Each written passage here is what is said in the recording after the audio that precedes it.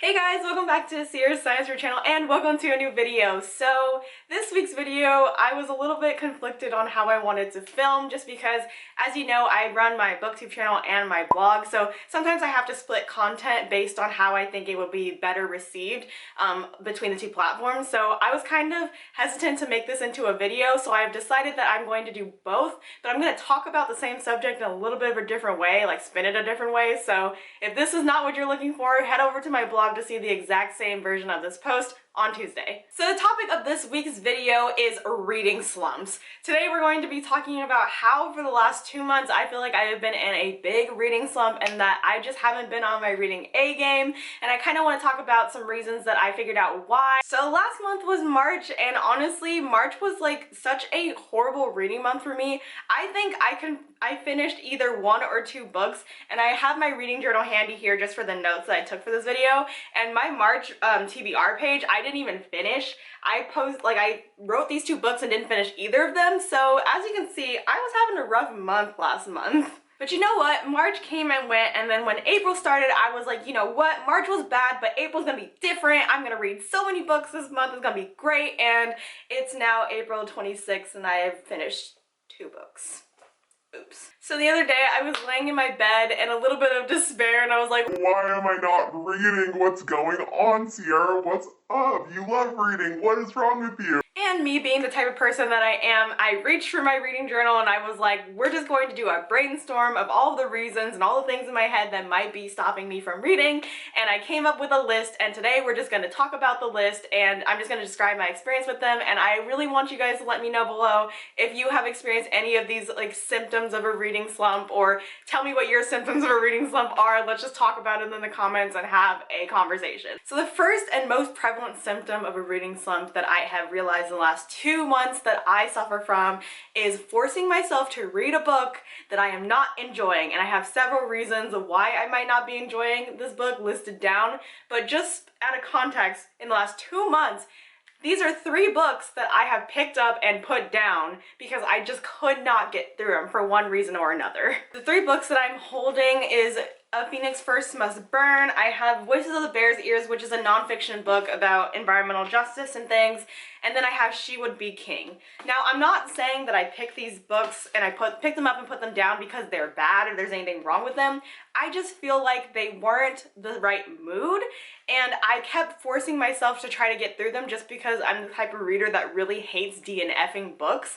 So I was like, I don't want to stop reading them because I started them. So you may be asking me, Sierra, well, what is the reason that you can't finish these books? And don't fret, I have a giant list of things here to talk about. So the overarching point that I have written down in my reading journal here is do not force yourself to continue reading books that you're not enjoying. And I have a couple reasons written down too. The first one being that this book is requiring too much mental energy that I just don't have to give it right now. And that is exactly how I feel, drumroll please, about She Would Be King. Now, this is a really good book. I really like the story, and I really like the element of the wind that's like interweaving these, like the character stories that we're following, but it's just so much mental energy to like wrap my head around how these powers and how these individuals are like special or cursed or whatever.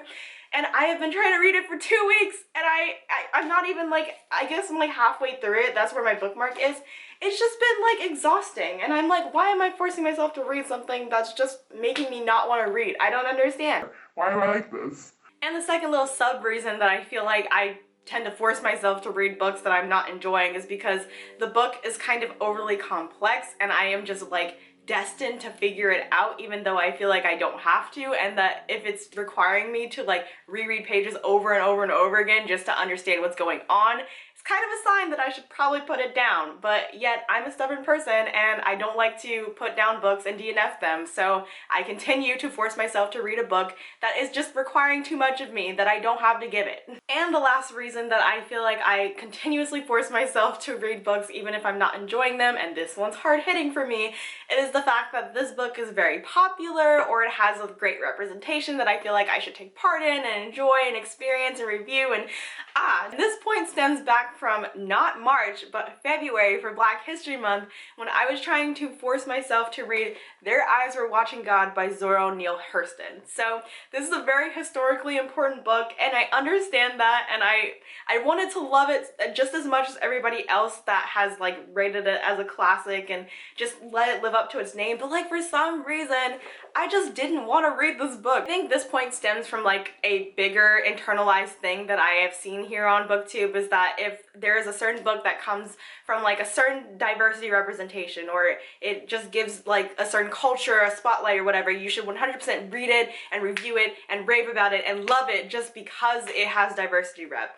Insert from editing Sierra here. I don't think that I made the point very clear in this part of the video, so what I was trying to say is that it's fine to buy a book from a diverse author and read it and champion it if you truly love it, but the point that I was trying to make is that it's not a crime to dislike a diverse book from a diverse author of color or whatever. It doesn't make you like a bad reader or an uncultured reader, and that's kind of what I was trying to get across with the whole I feel pressure to like read Zora Neale Hurston's book because she is like a historically important Black author. By all means, champion author of color's books and their debuts and things, and rave about it all you want if you love it, but if you don't, that's fine. That was the point. Back to the video. Like, I just didn't feel like reading that book, and it was Black History Month, and I felt like I had to because it's a Black author and it's historically accurate and it's a classic, and just all these like pressures that I didn't even realize I was like under pressure from. The thing that I wrote in my bullet journal for this point is that there is probably a lot of books that deal with the same topic or the same subject, and they can tell the same story in a different way that might resonate with you more, or you might find more enjoyable to read. So just because you don't read this particular book about this particular subject doesn't mean that you can't pick up another book that has that same topic or diversity rep from a different author, from a different point of view, from different wording, from a different world that you might enjoy more. So if you've ever felt pressure to read a book just because of the diversity, it's okay to put it down.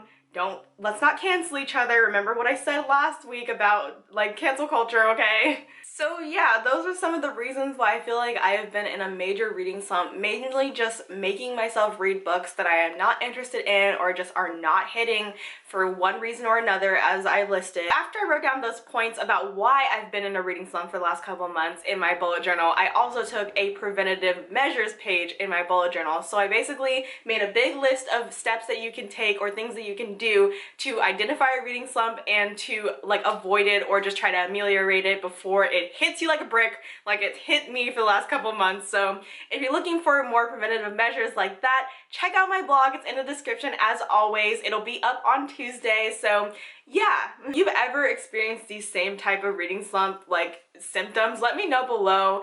Talk to me in the comments. Tell me what your reading slump symptoms are. Like, how do you know when you're like, I'm just not in the mood for reading and I don't know why? Like, what are some of the things that come up for you? And if you enjoyed this video, leave it a like, and I will see you all on the channel next Sunday. Bye, everybody.